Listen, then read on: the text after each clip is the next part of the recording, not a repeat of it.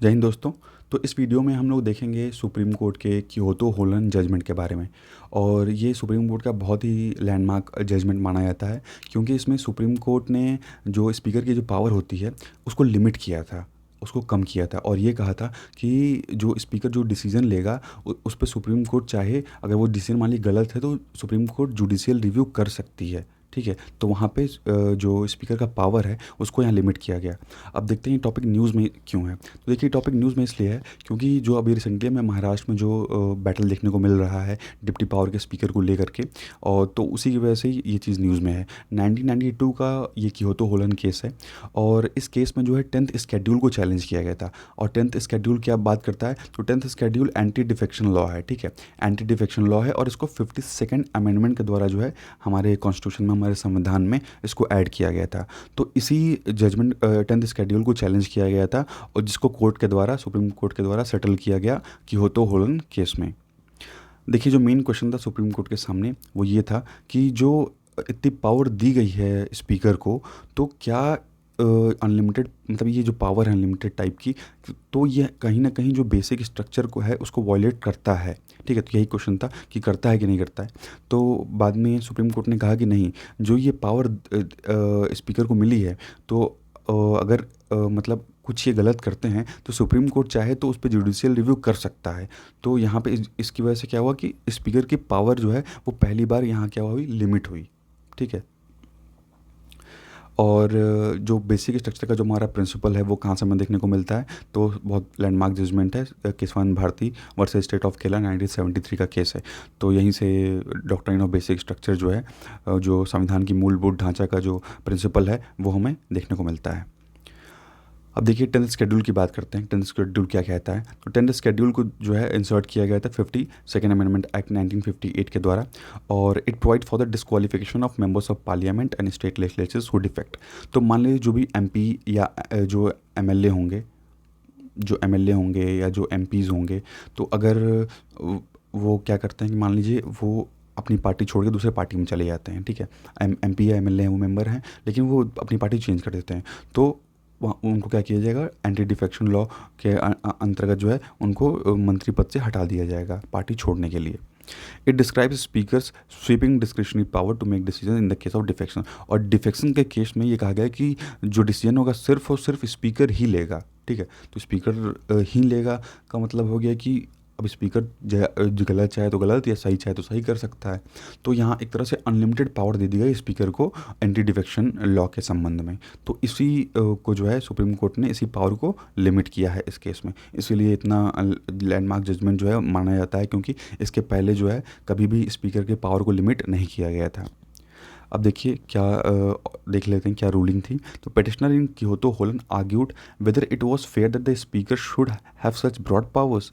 तो भाई जो पेटिशनर था उसने ये कहा कि स्पीकर के पास जो इतनी ब्रॉड पावर्स हैं, क्या वो सही है, क्या वो फेयर है, given that there is always a reasonable likelihood of bias. तो कहीं ना कहीं मान लीजिए कि अगर वो द्वेष में ही आके कोई गलत कदम उठा दिया, गलत डिसीजन ले लिया, ऐसा भी तो हो सकता है, या किसी और कारण की वजह से, किसी दबाव में आके ही वो अगर स्पीकर चाहें तो गलत डिसीजन ले सकते हैं। तो क्या उनको अनलिमिटेड पावर देना उचित होगा, यही क्वेश्चन था पेटिशनर का। जब majority judgment authored by justice M B Venkatachaliah and K Jayachandra Reddy answer the question in the affirmative. देखिए कैसे जजेस के द्वारा आंसर किया गया। The speaker chairman hold pivotal positions in the schemes of parliamentary democracy and are guardians of the rights and privilege of the house। ठीक है, तो उनके द्वारा कहा गया है कि जो स्पीकर हैं उनकी एक बहुत महत्वपूर्ण जो है भूमिका होती है, और ये हाउस के जो प्रिविलेज हैं या राइट्स हैं उनके गार्डियंस होते हैं। ठीक है, they are expected to do and take far reaching decision the parliamentary democracy. ठीक है, इनका डिसीजन जो है डेमोक्रेसी के लिए अच्छा भी हो सकता है, बुरा भी हो सकता है, इनके डिसीजन से इफेक्ट पड़ता है डेमोक्रेसी पे। Vesture of the power to adjudicate questions under the 10th schedule in the term should not be considered exceptionable। तो जो ये 10th स्केड्यूल में इनको पावर दी जा रही है वो ऐसा नहीं कि इनको अनलिमिटेड दे दी जा रही है। ठीक है, उस पर लिमिट होना ज़रूरी है। The provisions were salutary and intended to strengthen the fabric of Indian parliamentary democracy by curbing unprincipled and unethical political defections. तो मान लीजिए कि ऐसे डिफेक्शंस, ऐसे डिफेक्शंस जो अनएथिकल हों, ठीक है, जो सही ना हो, तो वहाँ पे जो है सुप्रीम कोर्ट जुडिशियल रिव्यू कर सकता है, उनकी पावर को वहाँ कम कर सकता है। अब देखिए इसके बारे में ओपिनियन देखते हैं। तो justice Lalit Mohan Sharma and J S Verma dissented and took a different view. और बाकी जो जजेस थे इनका व्यू अलग था। The tenure of a speaker who is the authority in the tenth schedule to decide this dispute is dependent on the continuous support of the majority of the house. तो जो स्पीकर बना हुआ है, इनका ये कहना था कि जो स्पीकर बना हुआ है इसका मतलब मेजॉरिटी सपोर्ट है, तभी तो वो स्पीकर बना हुआ है। Therefore he does not satisfy the requirement of such an independent adjudicatory authority. They advocated for an independent adjudicatory machinery for resolving disputes relating to the competence of the member of the house. और ये कहा गया है कि ये जो भी अगर ऐसी डिफेक्शन से संबंधित प्रॉब्लम्स आती हैं तो ये इन लोग को ही स्पीकर को ही सॉल्व करनी चाहिए। This is envisages as an attributed democratic system with a basic feature of our constitution. ठीक है, तो ये कहा गया। अब देखिए बात करें कि डिप्टी स्पीकर का जो है रोल क्या है। तो जो हमारे कॉन्स्टिट्यूशन का आर्टिकल 1993 है, article 93 of the Indian constitution, ये मेंशन करता है position of the speaker and A deputy speaker of house of people, यानी लोकसभा के लिए भी एक स्पीकर और डिप्टी स्पीकर होगा। और आर्टिकल 178 जो है contains the corresponding position of speaker and deputy speaker for legislative assembly of A state. ठीक है, तो जैसे केंद्र में जो है लोकसभा और राज्यसभा में हमें स्पीकर और डिप्टी स्पीकर देखने को मिलता है आर्टिकल 93 की वजह से। वहीं आर्टिकल 178 ये कहता है कि उसी तरह राज्य में भी जो है लेजिस्लेटिव असेंबली और लेजिस्लेटिव काउंसिल में जो है स्पीकर और एक डिप्टी स्पीकर होगा। Maharashtra has been without speaker since February 2021। तो देखिए महाराष्ट्र में जो है स्पीकर 2021 से ही नहीं है and deputy speaker has been carrying out the responsibility of the position. तो डिप्टी स्पीकर जो हैं वो स्पीकर की रिस्पॉन्सिबिलिटी जो है निभा रहे हैं।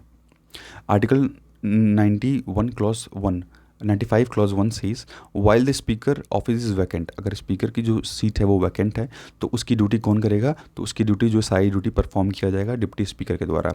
ये कहता है हमारा article 95 clause 1। In general, the deputy speaker has the same power as a speaker when presiding over a sitting of the house।